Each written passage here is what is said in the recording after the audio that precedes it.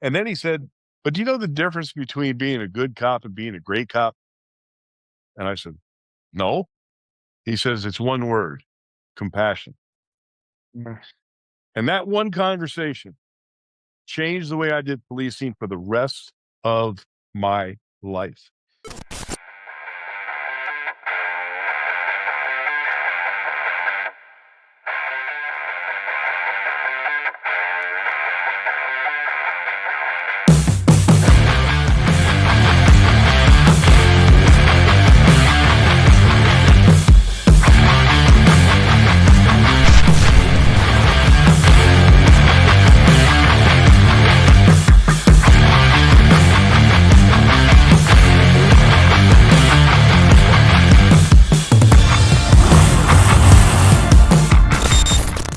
Hi, everybody. Welcome to another episode of the Blah, Blah, Blah Something Wellness podcast.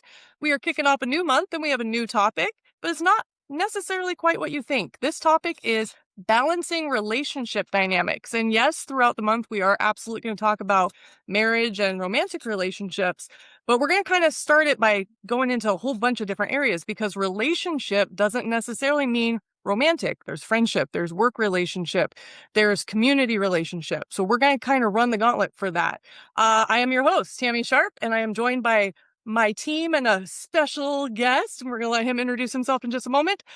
Chris, my partner in all things and my co-host on the podcast. And then we have Greg and Ken. Will you please do your introductions? And then we have Randy Sutton in the house today. Take it away. Uh-oh. Thank you, Tami. All right, my name is Greg Nottingham. I'm a retired sergeant from the Maricopa County Sheriff's Office, where I served for 31 years, and I'm currently the Chief of Staff at Law Enforcement Coaching and one of their master coaches. Well, I'll take it next. My name's Ken Koch. Retired after 21 years with the Flagstaff Police Department in Northern Arizona. Went on to be the Chief of Police in Taos, New Mexico for a little while. Tried retirement the first time, ended up getting sucked back into the career field here in Colorado as an assistant chief and chief for the University of Colorado in Boulder. Retired from the sworn side in 2018, and then spent the last 4 years of my career on the civilian side, managing a regional law enforcement training center here in Northern Colorado. Now retired and enjoying all things that comes with that. Awesome. Thank you. And Randy. Oh, that's me. That's you. So my name's Randy Sutton. I'm a retired police lieutenant from the Las Vegas Metropolitan Police Department. I did a total of 34 years, 10 as a copper in Princeton, New Jersey, a little town. And then last 24 with the Las Vegas Metropolitan Police Department, served in a variety of assignments, and also the author of 5 books. My recent one that came out is called Rescuing 911, The Fight for America's Safety.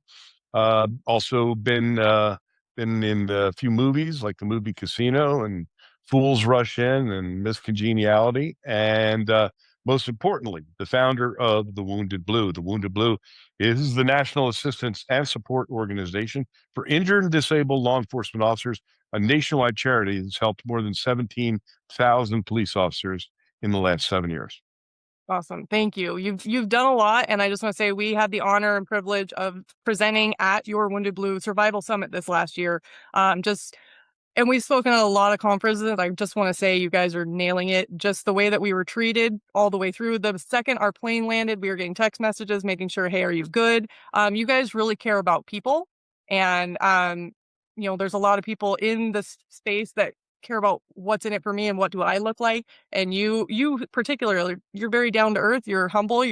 Thank you for being here. So it's just great because you guys are doing work that's rooted in actually helping people. And so just good job. Thank you.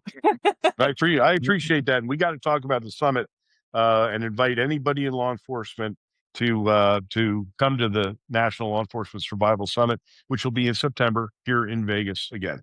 Awesome. Yes. And I will so I don't believe that there's competition in the wellness space. We all need to take care of each other. So any references, resources, we drop the links in the comments for all of this across all the streaming platforms. So you, the audience, if something's like, hey, I want to know more about that, we will just go into the comment section or to the description section and all of those links will be there. So on that note, we are talking about balancing relationship dynamics. So when you hear that, just be honest. What is the first thing that you think of? Is it your romantic relationship? Is it departmental? When you hear that title, what do you think? I think romantic. Romantic, yeah, I would agree with Randy. Okay. And let's go really quick. So, because we have a bunch of dynamics in here. So, Greg, you have been married for how long now? 35 years. So you're doing something. We You're doing questioned something that. right. I think that's what it was. Well, I'm gonna text Brenda under the scenes and be like, "Hey, Yeah, 35 years we've been married, and I got really lucky. I committed one of the cardinal sins in law enforcement. I married a dispatcher, and that has to be a blessing in disguise because she's in the business, she knows the business, and she understands the change that happens in law enforcement officers when they become cops, and she's been able to stick by me and work through it, and literally save my life a number of times. So I've been very blessed in that sense. we love Brenda. She's on our team as well." So, Ken, how about you? You've been in it for a while. Yeah, married as well, 34 years this year. Very similar to Greg. My wife retired as a sheriff's deputy for the Coconino County Sheriff's Office. Flagstaff is located within Coconino County, so we worked for separate agencies, but we both were in the profession. And that absolutely was a blessing and surprise. And I can give some details as to how all that worked out over the course of our lives, both in the profession and now that we're both retired as well. Awesome. And Randy, you have a little bit different relationship. You have a relationship with yourself, which I also wanted to mention. Well, I've had a number of relationships over the years. I'm currently in a long-term relationship now, and but I can tell you that there have been times. I mean, I can tell you that one of the breakups that I had was pretty dramatic. I came home from and I had a long-term relationship, and there was a note on the mirror said, "Even when you're with me, I'm alone." And I understand. I understood exactly what she meant, and she was right. And she was right. So, having a healthy relationship is a difficult thing to do for a lot of cops for a lot of different reasons, including the traumas that they go through and everything that they see. So there's a lot of challenges when it comes to romantic relationships. There are, and I want to dive into that a little bit. I'll talk about Chris and I too, but because when it comes to the spouse component, male or female, I don't care whatever your relationship dynamic is or the person, if you do not come from a law enforcement household or family, or you're not in the profession, it is culture shock. There are a lot of little tiny nuances that the average person does not understand, and there's not training. There's no training for it. Most of the spouses they feel what we've heard is they're on an island. There's a few books that help them a little bit, but we're getting better. There's some support groups. I have my own personal issues with some of the Facebook groups, as they can be dumpster fires. So you want to make sure you're not just in a group that's commiserating and pouring gasoline on an already sensitive fire. So before we dive into all of that, so Chris, you wanted to share a little bit about your relationship? My relationship? Well, I mean, interesting. The first thing we thought of is, romantic relationships, right? And there's all kinds of relationships which we're going to get into, but yeah, the romantic relationship, so early in my career, right out of the academy, my agency put me undercover to go back to high school, 2 semesters, right? I had a girlfriend at that time, and I was told she can't know anything about this, so I didn't tell her about it, right? And then after I'd come out of undercover, I actually told her, I'm putting my career comes first before anything else. I actually said that, right? If I could go back into time, I'd slap that kid like, no, you're absolutely 1000% incorrect, right? But for me, I was confused because I'm young and I don't know anything, and I'm just excited to be a cop. So you have to think about it from your partner's perspective. Who wants to be with somebody when you're always going to be second to something else, right? Nobody does, right? And I didn't. look at it that way. I look at it like I'm a dedicated cop. That's what I am, right? And these guys know about it, Randy, but it's I was overinvested, right? That's what Right. the term that I use, right? So not dedicated, because if I'm dedicated to myself, my family, and my career, like in that order. I was overinvested because it was solely about my career and nobody else. So yes. So I learned from my mistakes. That relationship ended pretty much right there. And getting married later on, divorce. Shocker, who would have thought, right? So yeah, that's where I'm coming from. All right, Tammy. So Chris and I are in a relationship with each other. No, but we both have been divorced. And I'm a little bit different because I grew up in a law enforcement household. My dad was a deputy sheriff and he was on all the time. So when Chris and I first met, um, it was a friendship because we understood each other in a way that most don't. And it just kind of naturally progressed to where we are now, where we are. I say he's my partner in all things because that is true. We are raising kids together. We're running a business together and we are partners in everything that we do. So I want to talk a little bit about the importance of trust and understanding trust. And when we are balancing relationship dynamics, also, you guys, when you're working very closely with people. Most of the time, like you just said, you prioritize work first, right? Your job is very important, and you spend the majority of your time with your colleagues, and your spouse and significant other get a very little bit of your time. And a lot of that we hear and we see it is that officers get home, you're tired, you had a hard call or a hard week or whatever going. So you go home and you numb out. You watch video, you play video games, watch TV. You're not necessarily present. And you have this very small window of time to actually connect with your people, whether that's your significant other or your family, your kids, whoever that is. So for you, when did you learn and how did you learn to be present when you get home and how to disconnect from the job? You guys still figuring it out?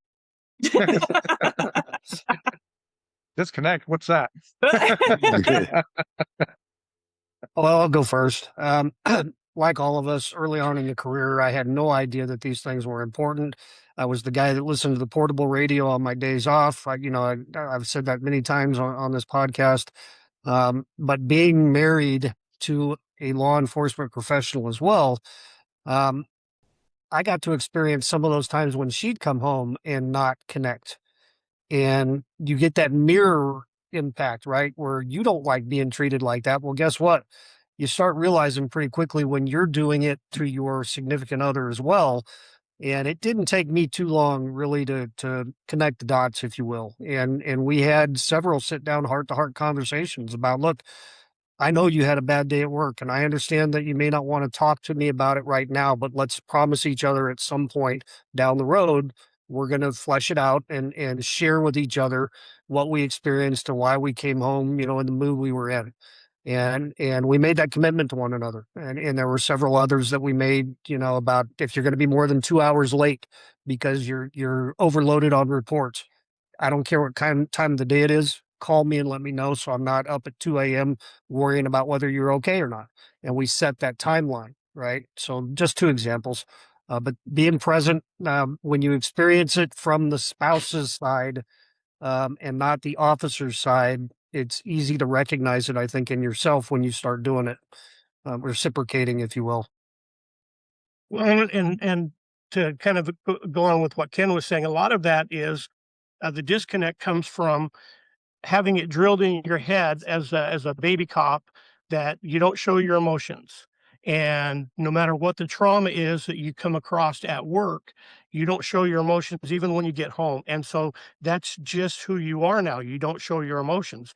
So you get home after having a traumatic event that you've been to, and you don't show your emotions to your spouse, and you don't show your emotions to anybody. And on top of that, you really don't want to dump all of that on your spouse because you think you're protecting them from the dead baby call that I just went on when you got kids yourself. So you're disconnected because you don't want to show your emotions. You're disconnected because you don't want to dump that on your spouse. And it took well, 7 years in a divorce before I realized what, that did to my marriage. And the good thing was when, I met Brenda, we met over the phone, and we met as friends, and we were friends for a really long time before we actually met face to face. And she knew the career, she knew the job, she knew the trauma because she was dispatching people to the trauma. And so she knew what it was all about. And we learned to connect a little bit better that way and be able to talk a little bit better.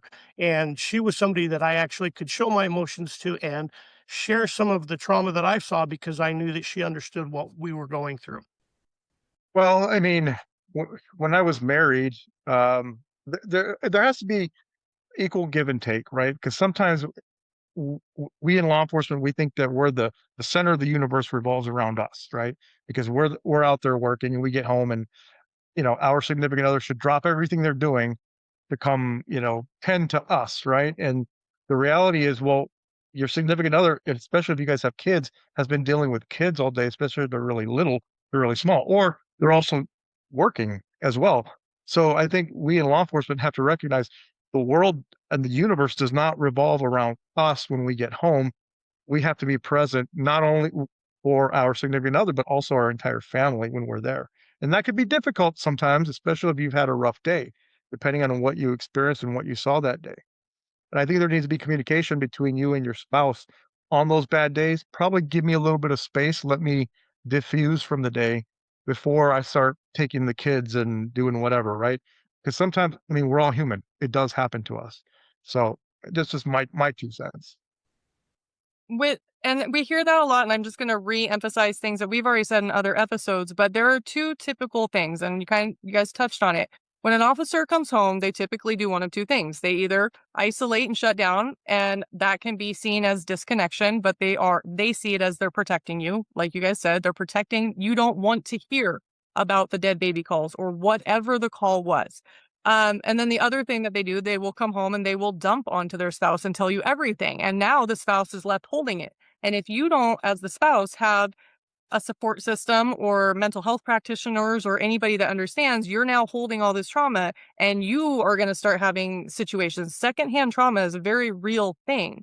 Randy, for you, throughout your different relationships and when you were on, which side of the spectrum did you fall? Did you withhold everything or did you share? Or was it a balance?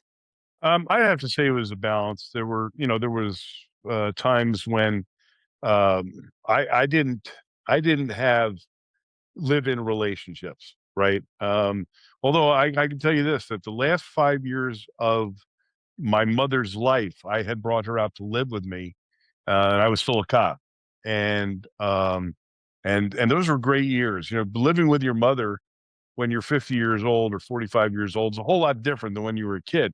So I was in that position where I was coming home to my mother, who had all her marbles, but I found myself wanting to keep her from the trauma. So I would never really even talk about anything, any tough subjects. I would basically talk about some of the fun stuff. But I felt like I was doing her a favor by not giving her all of that information. And now when I look back later on, I think I did both of us a disservice by that. I think that by not being completely honest with her about the things that I was dealing with, um, including a fatal shooting, by the way, that took place just towards the end of her life. I think I did us both a disservice, and I think I was a little misguided. And, I look back and I go, I should have been much more forthcoming. So let me ask you this. So how was your mindset at the beginning of your career? We have a little bit different dynamics. So Chris at the beginning of his career was told, do not talk about your feelings. Ken had a mentor that was like, no, you got to take care of yourself mentally and emotionally. Where were you at? Was it suck it up, buttercup? You don't talk about anything? Or what was like the wellness for you in the beginning? Well, I was one of those. I was a 24-hour a day cop. Everything was cop. I was arresting people off duty. I mean, and I just, that was, to me, that was, I thought that was the right way to be. And I tell you what changed me. The guy that I thought was the quintessential policeman was a sergeant that I worked around. He wound up being a lieutenant, and he even bought an old police car and put a radio in it so we could stop cars off duty. And I thought, man, this is the way to be. And then I saw his marriage, and when he didn't have the job anymore, when he retired, he had nothing. His life was empty, empty, empty, because he didn't develop anything else, including his useless relationship that he had with his wife. And I took note of that and said, that's not going to be me. So I think I learned from other people's mistakes, which, by the way, is probably why I never got married. But you also said you get to get all of your pension to yourself. I mean, it's not like we don't know those officers that get divorced and then get married within 6 months and then get divorced again and then again get married within 6 months. We don't know those people. Yeah, exactly. And I want to go into that. So Chris has a training that we do. It's called duty-driven deterioration. And we kind of go back and unpack the why behind some of that behavior. And so I also want to talk about, because you guys, Greg, you said you knew Brenda on the phone first. She was a dispatcher. You built this relationship. And right now, one of the issues for a lot of spouses, and I don't know how it is. I'm going to speak from the female perspective, so make it fit whatever dynamic you have. But women with their husbands, or cops don't cheat. What? We don't know any cops have cheated, right? Okay. We kind of know that is an issue, but what we do with coaching and just the way that we think is why. What happened? Now, some people they're just cheaters, period. And that is their own thing. But for a lot, there's a culmination of things that happen to get that person to that point. And I'm not saying that Greg cheated. I'm saying that one of the jealousy things is that, well, you're working so closely with this person. And I know, we're going to have an entire month for women in law enforcement, a whole category for women. But for speaking as a female right now, women have a hard time, not necessarily from the disrespect and the sexism within law enforcement. That's not usually the problem. It comes from the spouses. They don't like that their man is working in close quarters with a female. And so the spouses can sometimes be just as toxic, if not more, and make it harder. I know Ken, I got a reaction out of that one. Yeah, it goes both ways. Oh, yes? My wife worked with nothing but men, 12, 14 hours a day. And, trust is absolutely crucial to a successful marriage, right? So there were times when, I was jealous and without good reason, to be quite honest, but it's there. You just, I think it's human nature. And so that road rolls both directions when it comes to significant others. Well, and that's the thing. Jealousy, it happens. It's if you're in a relationship, because trust, as we all know, trust in the regular world, you have to earn it and it can be destroyed in a second. Law enforcement, trust is everything and is not given easily. And Chris and I, that's one of the things that brought us together is like, oh, this is person that is actually honest and we can trust. But man, we have challenged each other to make sure that we trust each other. And in the beginning, this is one of the reasons that in our coach training, we have do not interrogate your clients. Do not interrogate your significant other. The thing I'm not just saying with Chris, I grew up in that household. My dad was an officer, so I would get interrogated as a child. And so there's a difference between interrogating and communicating. And if you don't know what I'm saying with that, you might want to check in and be like, wait, and talk to your spouse. Do you feel like I'm interrogating you, or are we actually hearing each other? So, and then with the jealousy and the trust issues, it's a big thing because everybody's got their different dynamics and whatnot, but working closely, yes, relationships form, but I will just say, Chris worked very closely with Stephanie, who is also on our team. They were in situations that were literal life and death. They only had each other's backs. To this day, yes, that's a female. I would trust Chris and her together because I know that they literally have each other's backs. They have my back, everything, and I can trust him being alone with her from a professional capacity. So you have to understand that in these situations, lives are actually at stake. And it's not, there's so much more. There's so much to unpack. What are you guys thinking in here? I'm throwing a lot out there. I don't know that this necessarily applies to today's environment, but one of the pearls that my father gave me at my badge pinning ceremony, graduating from the academy, this is back in 1989. He said, listen, there's only one thing in life you're ever going to be given, and that is public trust. And I really took that to heart. He was retired chief as well. He had 20 plus years experience in the profession. He knew what the hell he was talking about. And the point he made was, if you ever do anything to jeopardize that trust, you will never get it back.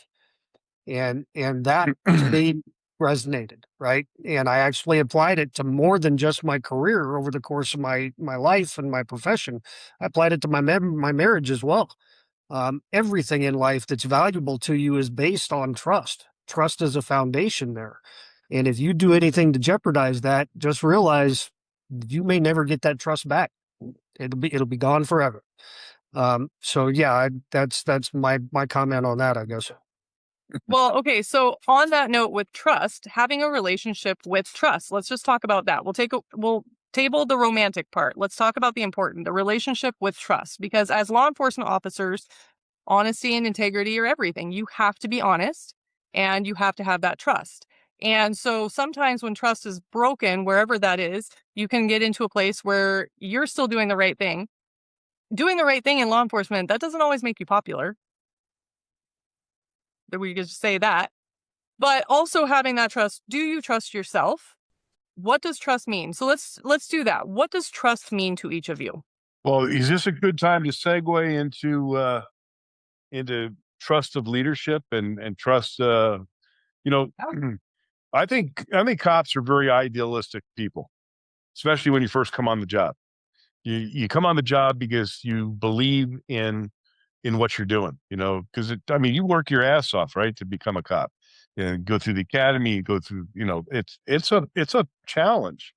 And then when you get there, you think that everybody that is in your world is trustworthy. Your partner, your sergeant, your chief of police, that these are people that you trust. Well, what happens when that trust is broken? And I can tell you this, that from my perspective, with what I do now as the founder of the Wounded Blue, I see some of the worst betrayals that you could possibly imagine when a police officer becomes injured in the line of duty. And I can tell you from my perspective, I didn't intend to retire when I did. I had a stroke in my police car, and that's what ended my police career. And then my own department turned its back on me and said, "We're not paying your medical bills. We're not giving you your benefits." And I go, "Wait a minute, you can't do that." And talk about a feeling of being alone and a feeling of betrayal. And now in my capacity, I see literal betrayals where a chief will not even honor the workers' compensation system for their own officers. They'll throw them away. And that betrayal of trust can be so devastating, it can lead to suicide. So when you talk about trust, it is clearly the most important issue I think in a law enforcement career. But that trust is very dynamic and is centered in different places and different ways. Thank you. And I love that. I think we should dive into this. This is not the podcast to talk fluff and be like, feel good. Let's get into the realities of everything and unpack that. And as you say that, I'm not going to mention any names, but we actually met a young woman at your conference who had been shot in the line of duty, and her department has just shit on her every step of the way. Same type thing. Yep. And with talking to her, with what we do, we always try to look for the silver lining and reframe the mindset. And, she was telling this, and it's awful. The hanging you out to dry after that, we can unpack some of the mindset that goes into that. But the one thing that I told her, I'm like, she's very young. I'm like, look, you're not this may feel awful, but because you're going through this right now, this isn't you losing. This is you getting set up to be a keynote speaker, to write the book and be a change in the policies along the line, because she's so young and her story is so powerful. So for you guys, did you guys experience anything like this? Did your department leadership take care of the injured, or did they kind of go along the lines what Randy's talking about? Yeah, I will tell you, in my career, I was blessed to work with some very, very professional organizations where trust and integrity were the backbone from the chief on down, and that's a culture, right? That's a culture. Now, I do want to draw a very distinct, I guess, distinction, if you will, here when we're talking about trust in this. When you don't get what you want from your leadership, that's not breaking trust.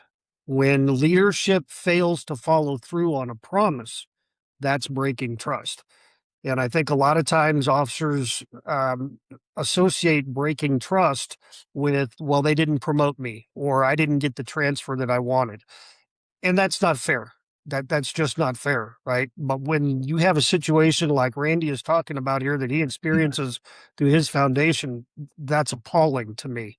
I cannot believe that a leadership in law enforcement would do something like that.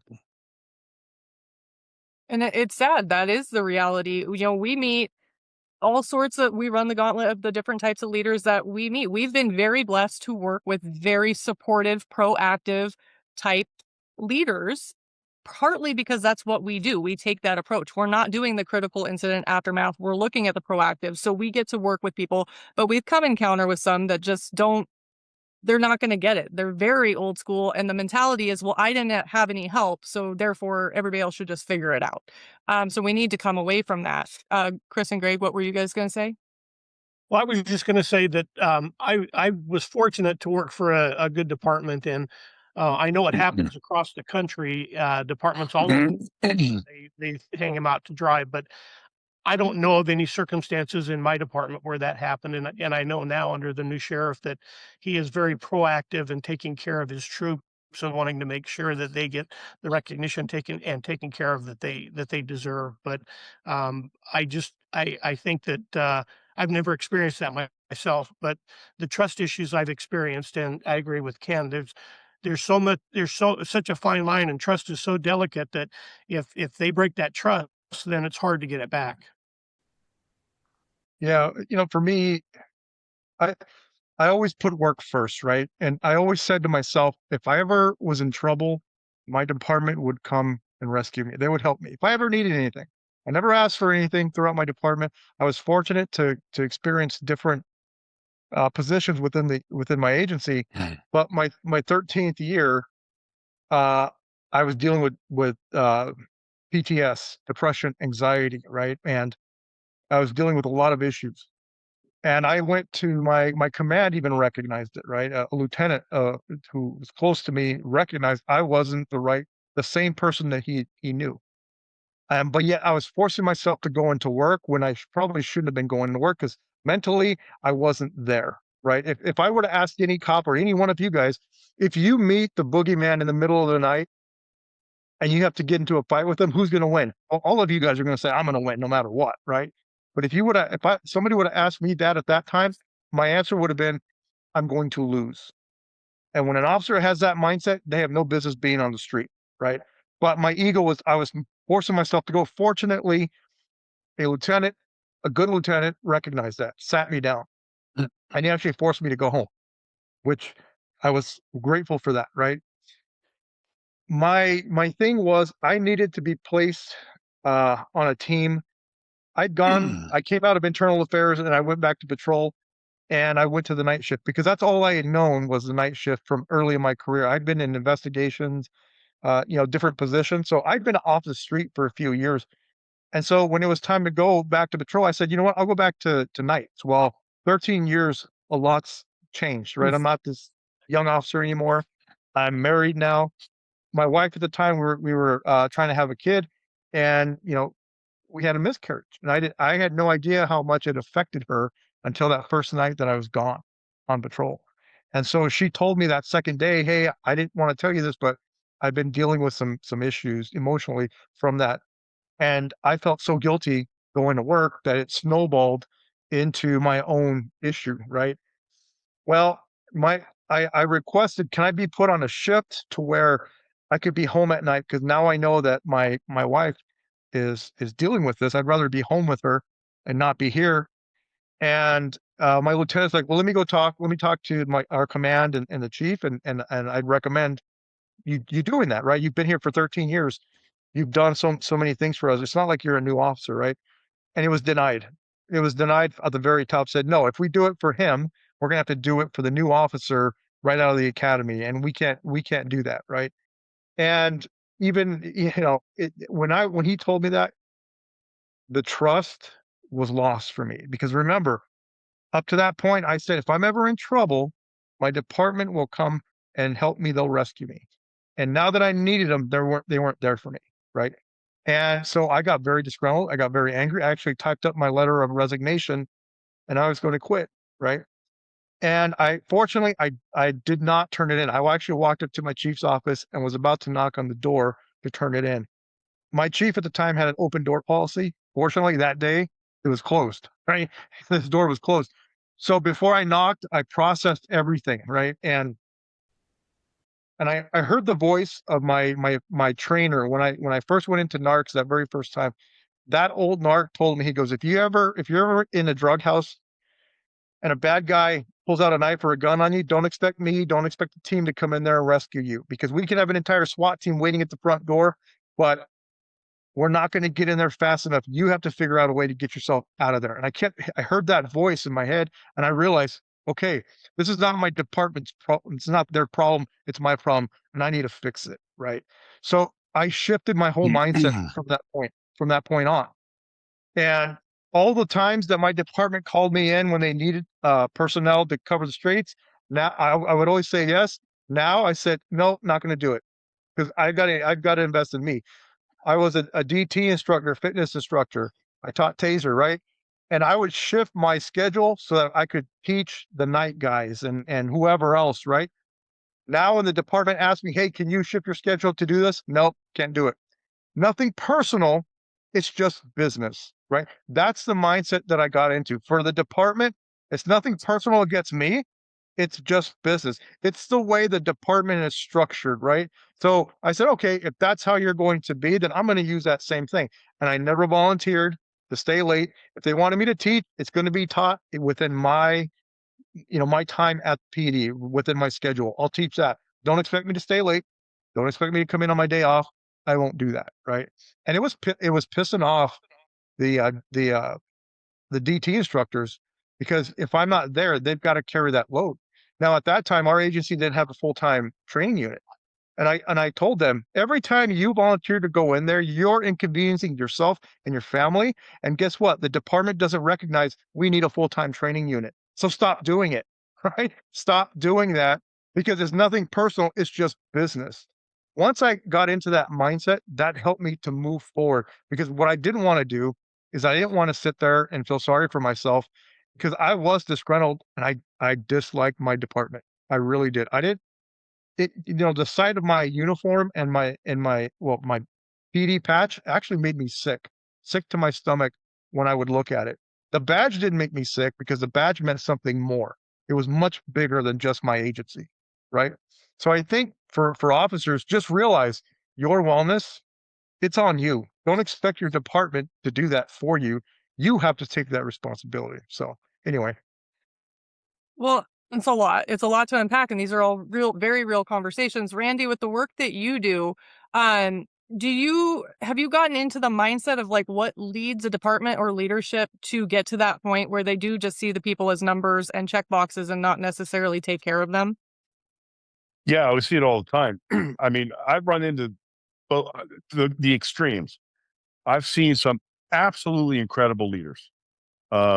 Chiefs of police that that are so caring and take their roles and responsibilities really seriously, genuinely care. You can't make it up, right?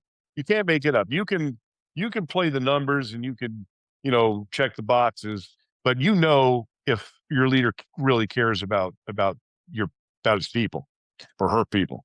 And on the other hand, I've seen the worst of police leadership.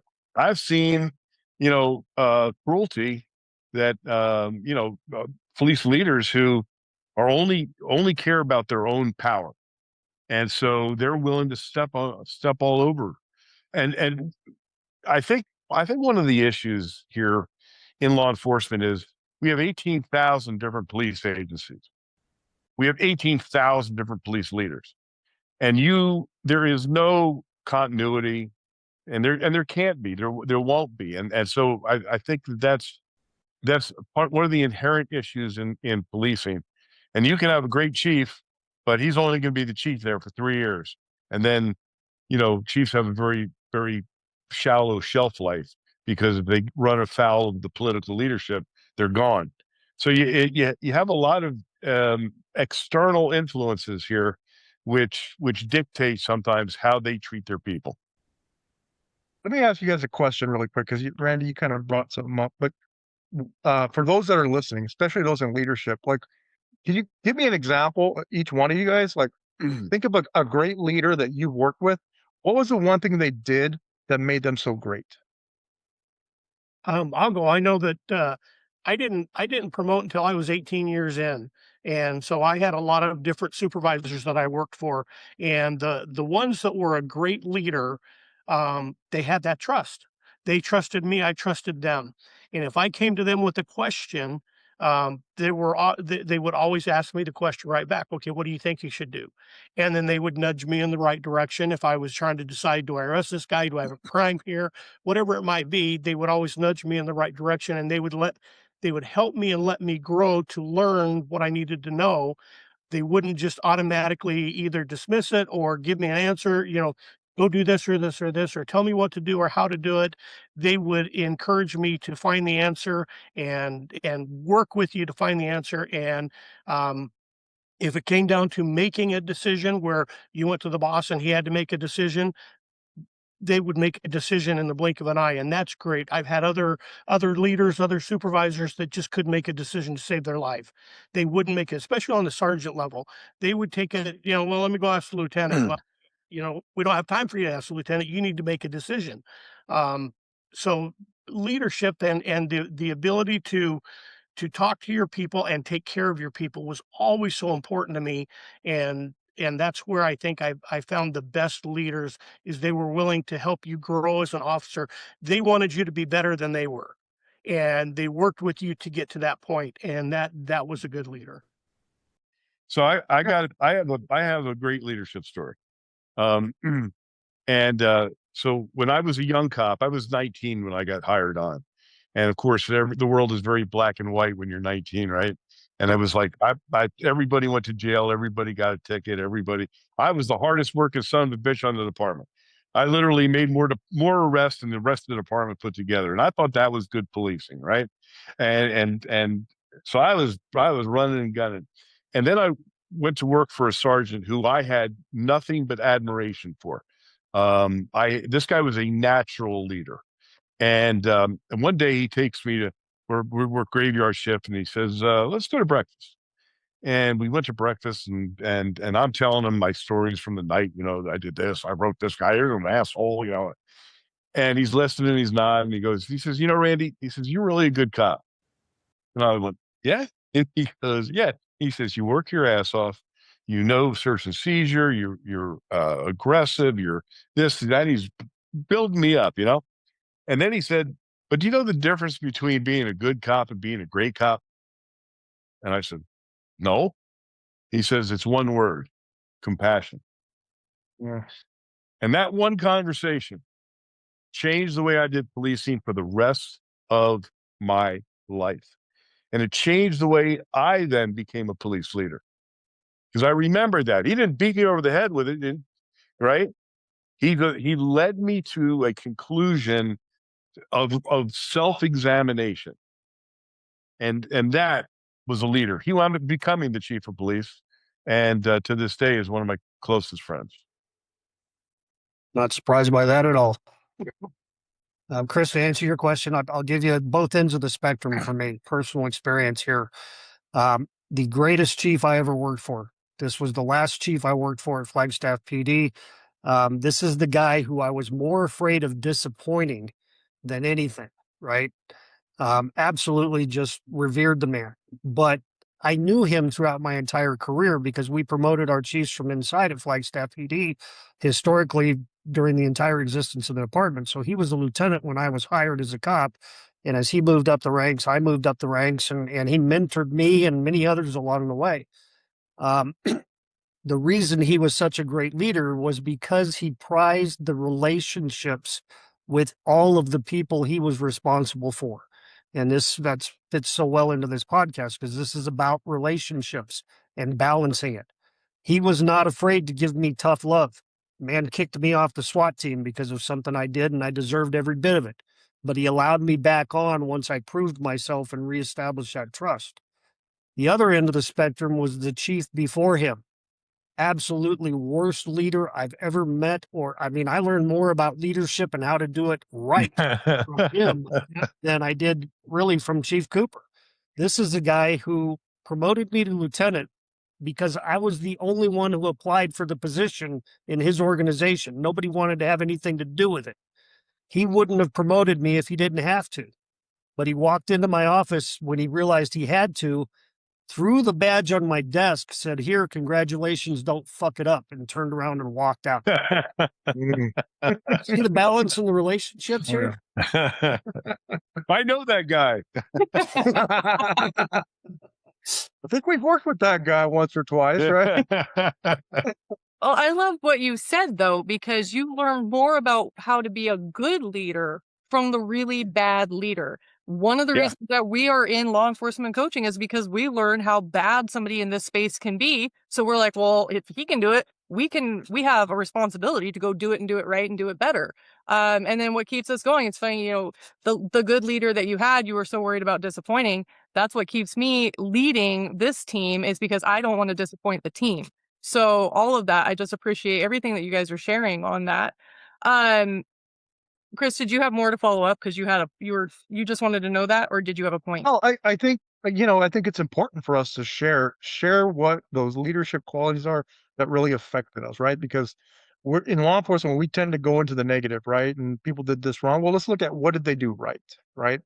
Like in my career, there was a lieutenant, and I'm not afraid to use names, Lieutenant Jeff Soderman, with Gilbert. This guy, before, as our shift is about to end, and we're doing paperwork in the report writing room. Before he would leave, he'd come in and he'd say, "Does anybody need anything before I leave? If you need evidence impounded, give it to me. It's because the evidence room is near the locker room. I'll go impound it and I'll cut a sup for you in the morning." Right? This is a lieutenant who's doing this, and every day he would do that. And of course, sometimes we did take him up on the offer just to see if he would do it, and he did, right? So I think that right there, that little thing made a huge difference for us, right? Because it showed he cares. He's not going to go home until he makes sure that his team is good, right? And I thought that was great. The other supervisor, Sergeant Randy McCloss, he would not, early in my career, brand new, he did not want his officers calling him, "Hey boss, what do I do over here?" Right? If you're going to call him, you need to have a plan. You can run it by him and he'll tell you, but don't call him asking what to do, right? You had to come up with something. And what he was doing was he was teaching me. He was teaching me to use this and try not to call him, but if I need to call him, okay, call him, but I need to have a solution before I give him a call. And that's what taught me to be a good cop and not rely on somebody. So those were the two things that I really appreciate. And I had many great supervisors in my career, and then I've had some really bad ones too. But anyway, I'd rather talk about those two because I love the way that they supervise. They're great leadership. Anyway, go ahead, Tammy. Well, I would say, to echo that too, I think I'll speak on behalf of some of the leaders that I know, they would love for the people coming in to be like, "Have you figured out the solution? Like, we'll sign off on it, but you got to do the work." Because we've heard that where the department's complaining, everybody's like, "We need this, we need that, we need this." Okay, your chief's busy. Everybody in the department is busy. And so if you want something, they're not telling you, it's not a no, it's you got to go do the work. And then a lot of times we'll be like, "Oh, well," and then they don't do the work. And then chief is sitting there like, okay. So yeah, I like the solution. Everything is solution forward thinking. Um, I want to go into, so we've talked about the wounded. We're talking about the relationship with the injured and the wounded. I want to kind of come in because I know, Randy, that's where your heart is at. From your experience, okay, so we like to go for the positive, but I want to go into the realities too. With the wounded part, what are you seeing that's working well? What are the leaders doing that is working well for the wounded? What those that care, and what works well is that they are accommodating to officers who are injured. If they are now, even I'm even talking on the emotional side. I've had chiefs call me and say, "Hey, look, Randy, I got a guy who's struggling. Um, I want to help him, but I don't know how." And that's the kind of guy that I really respect because they haven't dealt with it before. So what do? They don't ignore it. They go find somebody that can give them that advice. And if they give it to them, they take us up on it. So, we have some tremendous resources. So a chief, not long ago called me because he had somebody that was struggling and didn't know how the proper ways to help them along. And so we devised a way, and he gave him the time off, and we got him into a program that really helped him. So if those that care will always find a way to do the right thing, and doing the right thing is really about what's the best now. And of course, I understand that departments have to weigh the benefit towards the department as well. But let's face it, people are your department, and I guarantee you that if you shit on somebody, the rest of the department's going to know, and it's going to affect people. Yes, the humanness. And that's one of the things that I preach all the time is no matter whether you're law enforcement, wherever you are, with media and everything that's going on in the news and social media, we are forgetting about the humans. We are so quick to put labels. Well, there's, law enforcement, ICE, this, that.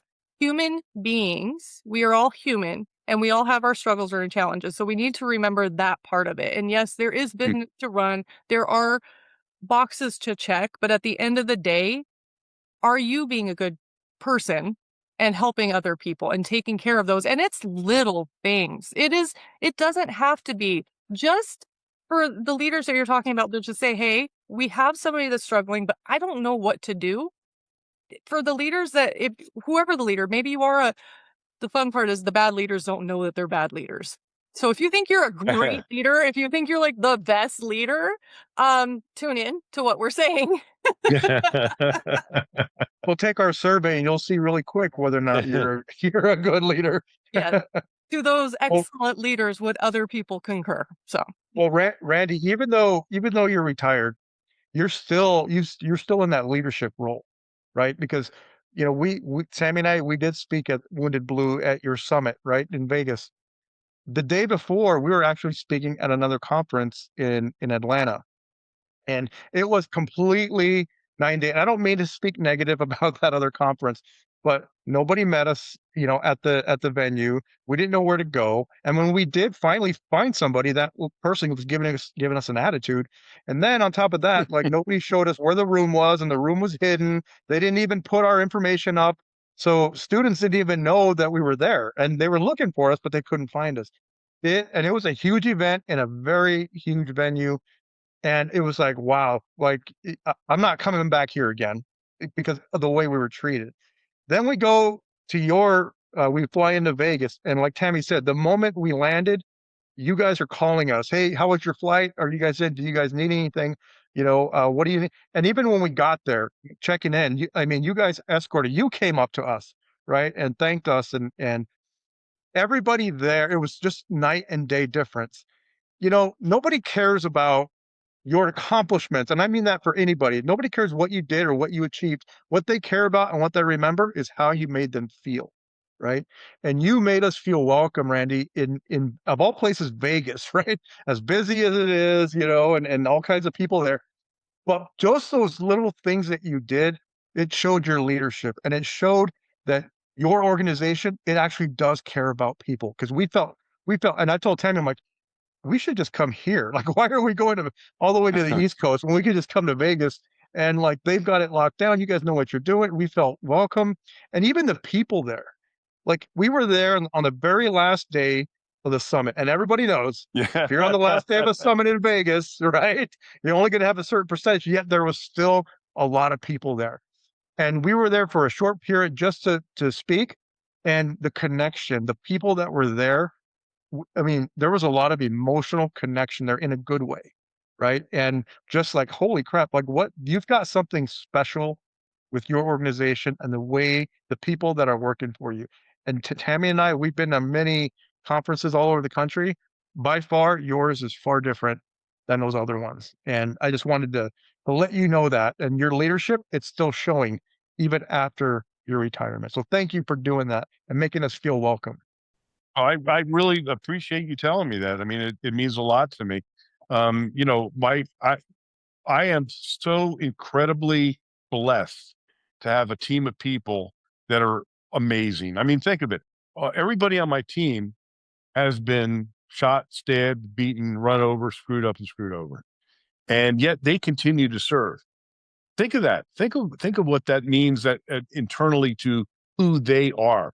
And that's why I'm so proud of them, because they're amazing. They're heroes.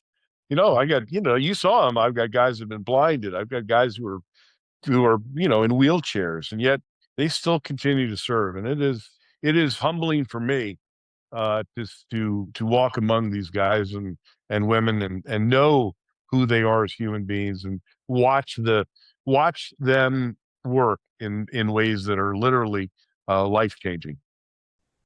I want to jump in on that because with the leadership, so the balancing the dynamic with leadership and relationship. So here in Arizona, there was just a politician who they were talking about the Phoenix PD and losing people and not being able to hire people. And the comment was, well, we've given them hiring bonuses and we're incentivizing and we're paying them and we're throwing money at the problem, basically. And they're still leaving. We can't keep them. And we're all sitting here like, and it's like, what else, like dumbfounded of like, what else could we be doing? And we're sitting there like, holy shit. Okay, let's So talk about what you're you going see the big disconnect. I mean, you see the big disconnect there. If you have a room with 1,000 cops and you say, how many of you guys became a cop to be rich and to make money? Zero. Nobody is, right? Who's going to risk their life for what we get paid? Nobody. But why did you become a cop? To help people, right? We're compassionate people.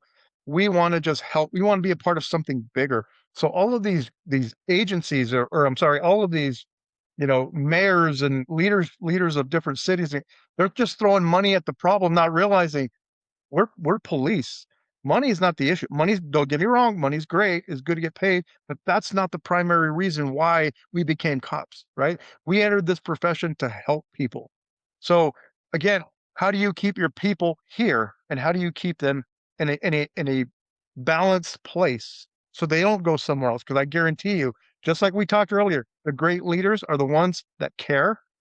That's where your officers are going to go to. They're going to go to the agency that thinks that, that puts it out there that we care about you, right? You can throw all that money out there. You might as well just flush it down the toilet, because if you don't care about your people, they're not going to stay.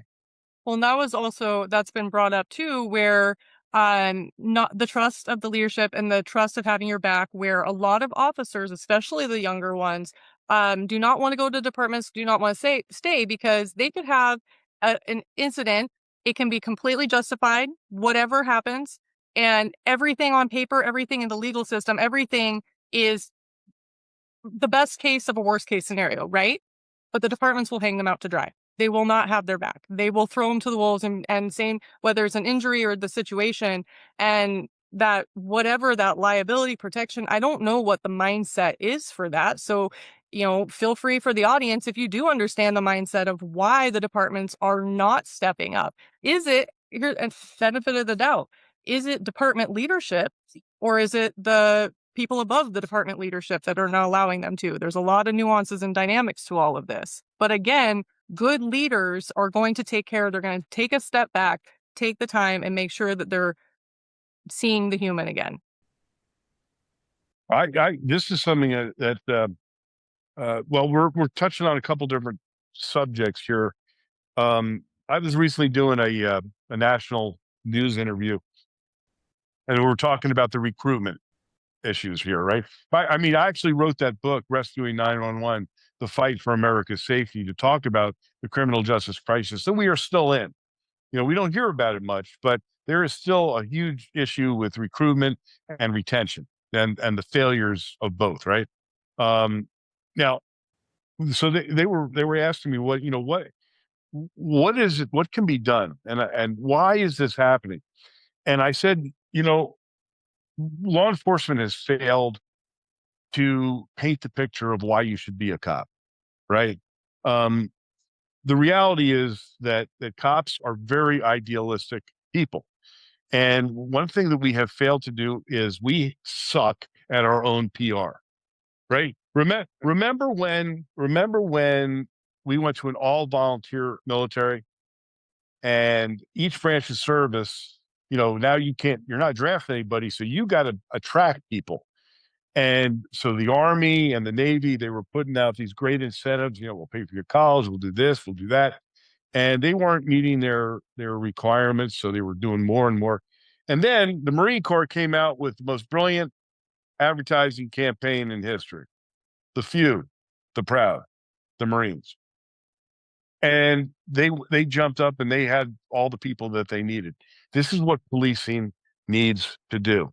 This is one of the failures as a profession. We fail to tell people about what it is to be a cop, how it is the most noble profession. And we don't emphasize enough about the quality of the people who serve. And if we did that, if we celebrated those people and the nobility of service, I think we would change the trajectory of policing today. I agree with you. That's it for my fucking soapbox.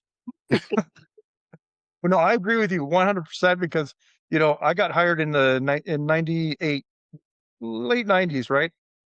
And it was a very competitive job market. And what made me want to be a cop? Well, there was quite a few things, but there was this TV show called Cops, and there's a guy named Randy Sutton that was on there. There's a guy from Vegas PD named Randy Sutton. He was on there a few times, right?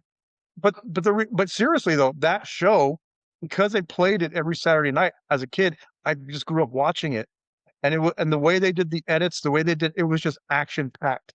So that right there was a selling point, right? And that show went away at some point, and then, now we have this crisis. The other show, there's another show, something PD Live, right? Whatever. Live PD, yeah. Live PD, and no disrespect to them, it's just not the same. It's not the same as Cops because of the edits, right? The edits are pretty important because, you guys are chasing somebody and then you're arresting them and then it's time for a break. A little different than the other show. So by the way, Cops is back for 38th year. Oh, is it? When did it come back? It after that little hiatus after George Floyd, they're back full steam. And in fact, I'm going to tell you, I'm going to tell you guys what's happening, because this is pretty exciting. So Cops, the TV show, because of my relationship with them, I've literally maintained a relationship with them since I was on in 1989 for the first time. Yeah. Okay. And the owner of the show is the son of the original founder of the show, Morgan Langley, and he's a huge supporter of the Wounded Blue. In fact, they were actually at the summit, because remember, these guys that are in, they're camera people and sound people, they are riding around with cops every single day. There was even one of them shot and killed, right? So they're going through the same traumas, and we provide peer support for them too. So we've had a great relationship for years. They've been a donor. Well, the owner of the show contacted me and said, Randy, I want to do more for the Wounded Blue.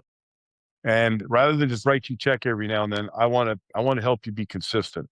So we've never allowed anybody to do this, but we are going to give you the license to use our intellectual property, our logo, our song, to create a coffee company to help raise money for the Wounded Blue. And so, my friends, I am going to tell you right now that soon to be birthed is Cops Coffee Company. a mission-driven coffee company whose sole purpose is to raise money for injured and disabled officers. Nice. Love So it. have You done- heard it here first. Yeah. Randy, I'm not a coffee drinker, but I think I might start drinking coffee now. yeah. Isn't that amazing? Isn't I that love amazing? it. That's awesome.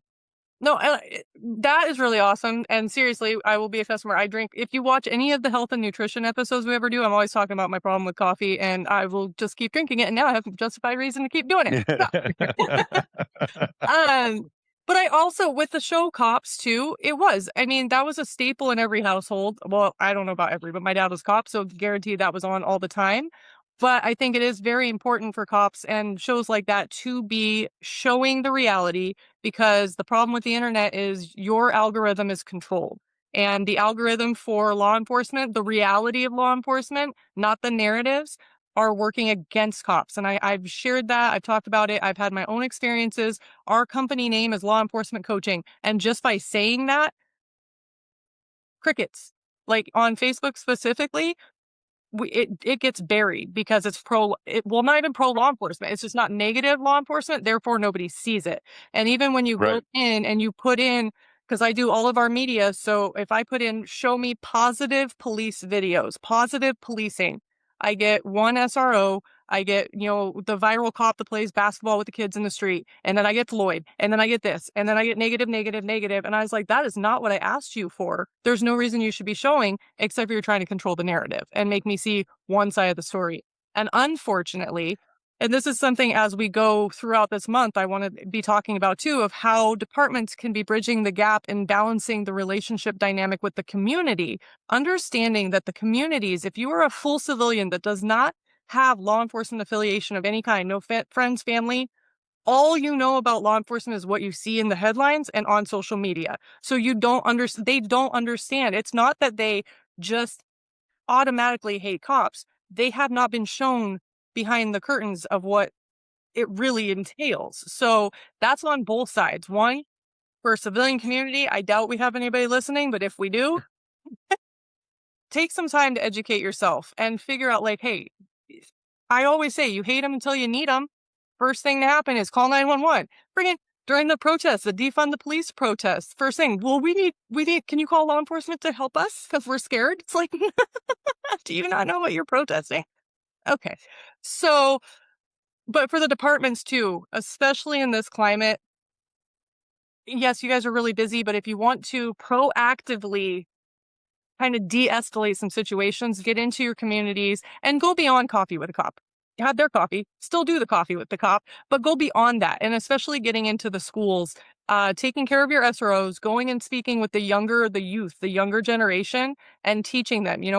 Citizens academies should be promoted heavily, just so that there's that awareness from a young age, especially because, Chris and I, we have kids that are on social media all the time, and we have to get them to, they come in, especially with the climate right now, they come in being like, blah, blah, blah, blah, blah. And Chris and I have to be like, did you watch the whole body? Like, we're going into like beyond where we should be with, our kids of our age. But it's like, did you watch the full body cam? Where are you getting your facts? We have to teach our kids to critically think.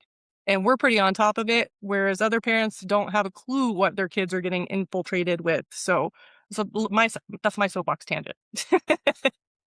Awesome. Well, we're coming around for time, and I want to honor your guys' time. We just cracked open the top of this topic this month, so it's a great start. I want to honor everybody's time, and in true fashion, if somebody were to just tune into this last little piece, what is your 2-second mic drop moment of guidance and advice for the audience when it comes to balancing relationship dynamics, whatever that means for you? Whoever wants to go first. I'll take it. And I'll try to be brief, but I want to make some points here because there have been so many great stories that have been shared here. And I'm going to start off by basically summing this all up with one word, and that's legacy. What do relationships have to do with legacy? And the reason I say that is looking back on my 34 plus year career, I don't remember the calls for service. I don't remember the successes. I don't remember the SWAT call outs. I remember the relationships with the people that mentored me and where that took me. And I remember the relationships that I had with the people I mentored and how they backfilled my space when I left and performed even better than I did, right? That's what I'm most proud of. And when we look at some of the stories that were shared here, Chris, I'm going to use your story first. You had an incident where you initially thought trust had been broken, but in fact, you had just been told that the answer was no. You came to that realization, but your relationship with that department was changed forever because of that, right? And I'm willing to bet your experience was probably viewed by others of your peers, and their relationship was even changed by that. And as leaders in an organization, you have to realize when you say no sometimes, it's not going to be well received. It's not going to be positive, right? But sometimes the answer has to be no. That's not breaking trust. When you break trust, like Randy shared with some of his stories, you will never recover from that. And that's usually why chiefs only last 3 years, because they do make that mistake. Um, and that's the legacy that they leave behind, a broken organization that someone else has to come in and fix, right? So it's all about legacy from my perspective. And I think when you realize relationships, trust, and the legacy that comes from that, that's really where the power comes from being a good leader, regardless of the rank. And I mean, those are very good points, Ken. You know, they're the leadership, right? You're dealing with people, you're dealing with personalities, and you're not gonna make everybody happy. That's just the reality of it. So for the individual officer, just know you're responsible for your own wellness, right? Don't put it on anybody else. It's not your chief's responsibility. It's not, anybody else's responsibility. It's your own responsibility. So I think the message that I want to leave everybody is we came into this profession to help people, right? And like Randy said, with your great mentor, uh, compassion, show compassion, right? Never lose compassion towards your fellow human being, right? Because once we lose that, we have no business being in policing. I'm going to jump on the two key words here that you both have said: compassion and trust. If your command staff, don't lose that trust from your troops, and keep the compassion. And if you're a frontline supervisor, make sure you have that compassion and trust. Make sure you trust you. Make sure you have the compassion. And if you're an officer out there, make sure you have compassion for the public, for the people that you're dealing with, and show that compassion. And that's gonna make somebody's opinion or impression of law enforcement so much better, is if you have a little bit of compassion. I'm gonna sum it up very, very succinctly with my thought process. So, Ken, you used a word that is that has a deep meaning for me. You used the word legacy, and to me, policing and leadership is all about legacy.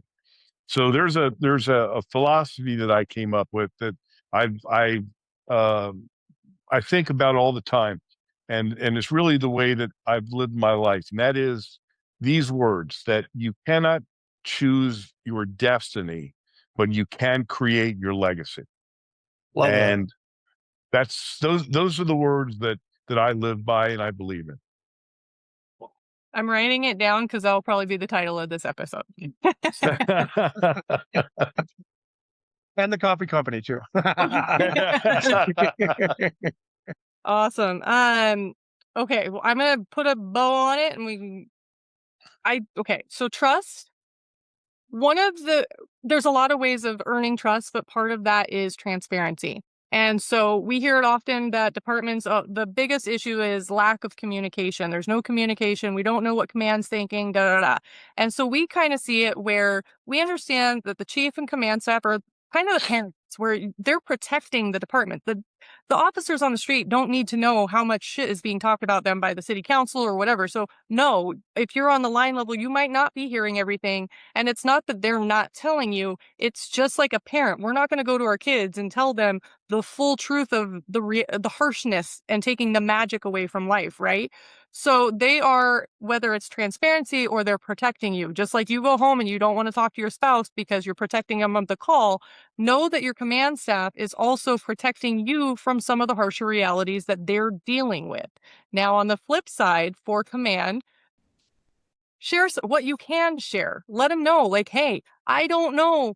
I get you want take home cars. It's probably going to take me a couple years. I'm working on it. Know that I'm working on it. Just let them know. One of the biggest things for me leading this team, I I kind of laugh to myself all the time, where it's like I am the only civilian on our team. I am leading these guys who, we have multiple chiefs on the team. They have more years life experience and wisdom that I can't.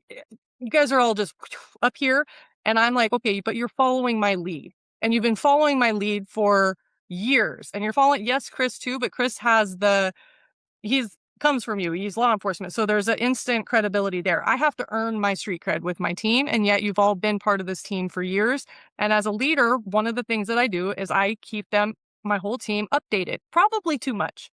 They could probably do with a little less updating from me, but I'm transparent. I'm like, hey, this is where we're at. This is what's going on. They never have to guess what's going on, even when it's ugly, even when it's like I'm having a breakdown or I'm like, hey, I don't know, guys. Randy, entrepreneurship is not easy. It's a whole roller coaster. So there's good and bad, but just showing, being transparent, talking to your guys, and then also for the leaders to take a step out of your office, go sit down.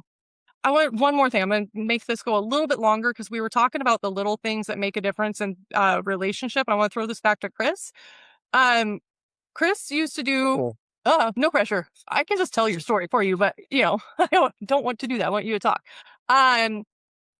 Bringing an extra burrito to lunch is where I'm going with this. So you can get your mind on the right track. Of all the stuff, bringing an extra burrito to work. That's what you want me to talk about. Yes. I have no idea what you're talking about. Okay. So Chris, when he was younger, he didn't always necessarily have food or have, the best circumstances. Okay. Now I see where you're going with this. Okay. So when he would go for lunch, he would, ... You can finish the sentence now. So anytime I would eat lunch, if somebody didn't have any food that was there, I'd share whatever I had, no matter what. And it didn't matter who, right? If you're sitting at our table, I'm sharing my food with you. And that's just how I was raised. And because we didn't have a lot of money. And so I had 3 younger brothers, we always shared, right? And then when I started hanging out with my friends, they were kind of in the same demographic. And we had a little saying in our little group, he who eats alone dies alone, right? And throughout our teenage years, every time one of us had food, we would share it with each other, no matter what. That's how we were. So now I get into law enforcement, and it doesn't matter. I was at a SWAT training, and one of the guys didn't bring any food, and whatever I had, I just split it, and then we shared it, right? And that's just how I was raised. But I think to me that shows like a camaraderie or a closeness that even that little gesture can go a long way. And I'm never going to eat alone. And whenever we're at training, I'm always the last one to eat. Everybody eats first before anything else, right? Because that's just, I don't know. It feels right to do it that way. So anyway, I think, is that where you were going with this? And my whole point is that it's the littlest things that can make the biggest impact. So that is my mic drop moment to wrap this up. Thank you all for tuning in, and until next week.